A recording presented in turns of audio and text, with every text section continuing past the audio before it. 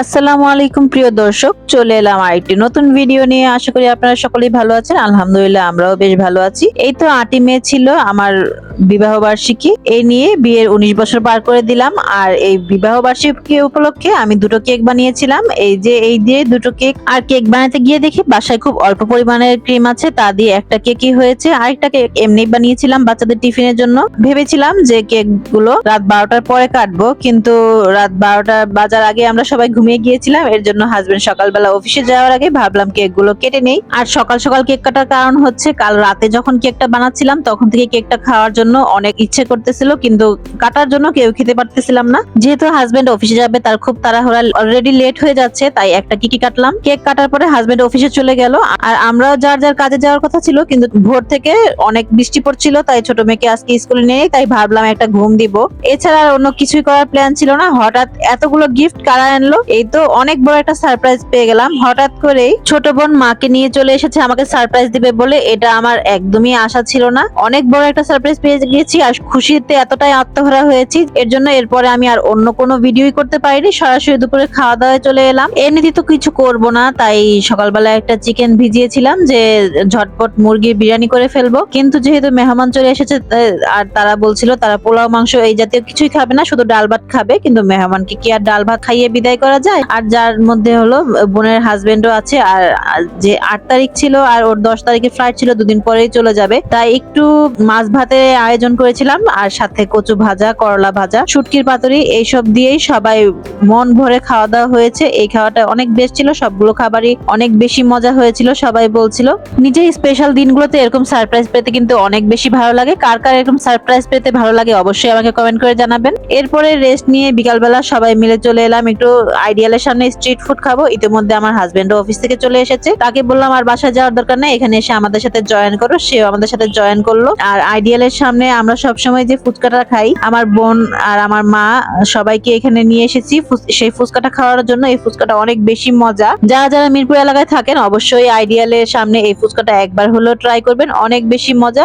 আজকে আমাদের উদ্দেশ্য ছিল সব স্ট্রিট ফুড ট্রাই করব। ফুচকা খাওয়ার পর অনেক বেশি ঝাল লেগেছিল, তাই আইসক্রিম খেয়েছিলাম। তারপরে এই পাশের 2 নাম্বার গেটের এইদিকে চলে এলাম। এখানে সন্ধ্যার সময় অনেকগুলো স্ট্রিট ফুড বসে, এখানে বসে খাবার দাবার অর্ডার করে দিলাম। এখানে প্রথমে আমরা মোমো অর্ডার করেছিলাম। এখানে রেগুলার মোমো অর্ডার করা হয়েছিল 2টা, আর মোনা অর্ডার করেছিল চিলি অয়েল মোমো। আর আমাদের উদ্দেশ্য ছিল যে সব রকমের খাবারই একটা একটা করে নিয়ে ট্রাই করব। এই তো প্রথমেই আমাদের কাছে রেগুলার মোমোটাই চলে এলো, আর এটাই আমরা সবাই একটা একটা করে টেস্ট করছিলাম। আর এই তো এখন আমরা অর্ডার করেছিলাম নাগা মিট বক্স, আর এই মিট বক্সটাও আমরা ট্রাই করছিলাম। মিট বক্সটাও খেতে বেশ ভালোই ছিল, প্রাইস অনুযায়ী খুবই ভালো ছিল। 130 টাকা ছিল নাগা মিট বক্সটার প্রাইস। এরপরে চলে এলো মোনার চিলি অয়েল মোমো, আর এটাও মোটামুটি ছিল। এটার মধ্যে মূলত মোমো বানানোর পর এটাকে সস দিয়ে একটু টস করে দেওয়া হয়েছে। এরপরে নিয়েছিলাম ফ্রেঞ্চ ফ্রাইজ। স্ট্রিট ফুড খাবো, তার মধ্যে ফ্রেঞ্চ ফ্রাইজ খাবো না, সেটা তো হয় না। আর নিয়েছিলাম নাচোস। এই নাচোসটাও বেশ ভালোই ছিল। মোটামুটি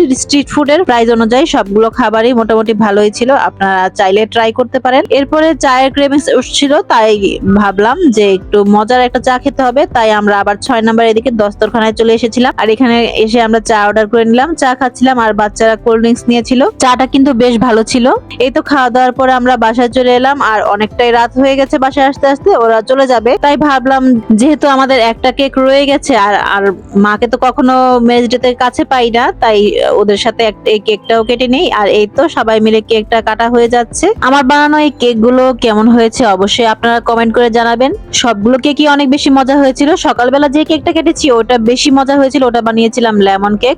আর তার মধ্যে 2-3 পিস ছিল, সেটা ওরা এসে টেস্ট করেছিল, ওদের কাছে তো অনেক বেশি ভালো লেগেছে। আর মাঝে মধ্যে এরকম সারপ্রাইজ পেতে তো অনেক বেশি ভালো লাগে। আর আমার এই সাধারণ একটা দিনকে অসাধারণ বানিয়ে দেওয়ার জন্য আমার ছোট বোনকে অনেক বেশি ধন্যবাদ। পুরো সারপ্রাইজের প্ল্যানটা ওরই ছিল এই আজকের এই দিনের। আর এই তো ওরা যে গিফট গুলো এনেছে, যাওয়ার আগে বললাম যে গিফট গুলো তাহলে তোমরা আনবক্সিং করে দিয়ে যাও। এই তো ওরা গিফট গুলো আনবক্সিং করছে। এখানে 1 ডজন কাপ ছিল, চায়ের কাপ, এটা এনেছিল আমার আম্মু। আর আমরা নরমালি যে যার অকেশনে সবার প্রয়োজনীয় জিনিসগুলোই দেওয়ার চেষ্টা করি। সবাই অকেশনের আগে জিজ্ঞাসা করি যে কার কি লাগবে, সেই অনুযায়ী জিনিসগুলো দেওয়ার চেষ্টা করি।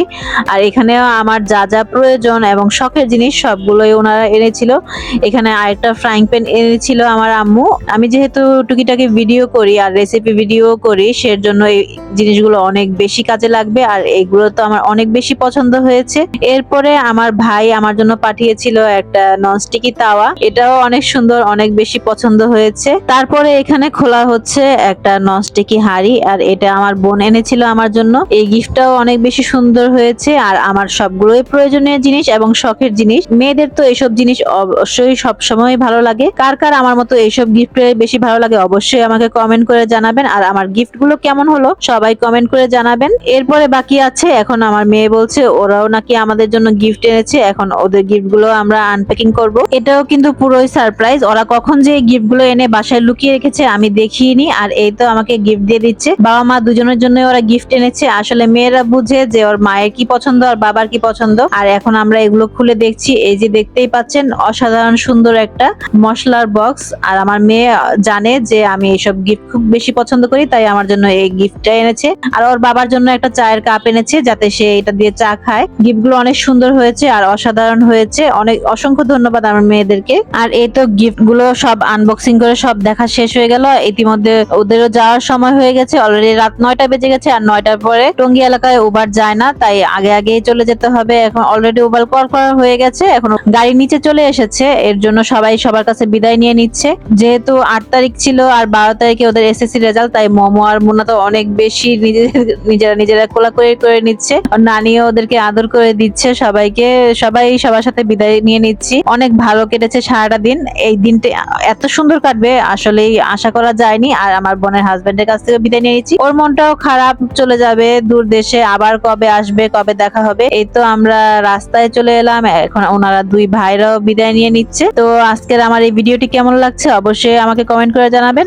এই দিনের ছোট ছোট কিছু ক্লিপ নেওয়া, আসলে সবকিছু গুছিয়ে কোনো কিছুই করা হয়নি। হঠাৎ করে যেহেতু ওরা চলে এসেছে, কোনো ব্লগ করার ইচ্ছা ছিল না, কিন্তু যেহেতু চলে এসেছে ভাবলাম ছোট ছোট কিছু ক্লিপ নেই। তো আমাদের জন্য সবাই দোয়া করবেন, আমার মেয়েদের জন্য দোয়া করবেন। আমার এই ব্লগটি ভালো লাগলে আমার চ্যানেলটি সাবস্ক্রাইব করে দিবেন। যারা যারা ফেসবুকে এই ভিডিওটি দেখছেন অবশ্যই আমার পেজটি ফলো করে দিবেন। আজকের জন্য এখানে বিদায় নিচ্ছি, সবাই ভালো থাকবেন, সুস্থ থাকবেন, আল্লাহ হাফেজ।